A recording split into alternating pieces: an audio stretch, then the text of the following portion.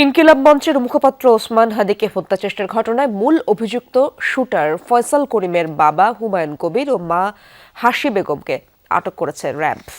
গতরাতে এক বিজ্ঞপ্তিতে র্যাব-10 জানায়, দক্ষিণ কেরানীগঞ্জের হাসনাবাদ হাউজিং এলাকা থেকে তাদের গ্রেপ্তার করা হয়। এদিকে অভিযুক্ত ফয়সালের শ্যালকের দেয়া তথ্যে হাদিকে গুলির ঘটনায় ব্যবহৃত অস্ত্র নরসিংদী জেলার সদর থানার তরুয়ার বিল থেকে উদ্ধার করেছে র্যাব।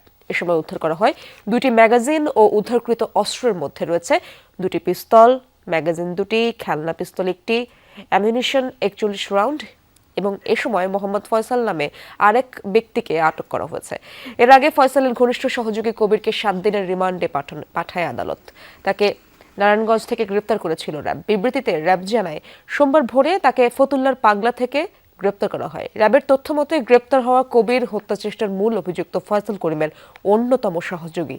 বিভিন্ন গণমাধ্যমে প্রচারিত সিসি ক্যামেরার ফুটেজে গত 4 ডিসেম্বর তাকে একাধিকবার ইনকিলাব কালচারাল সেন্টারে প্রবেশ করতে দেখা যায়।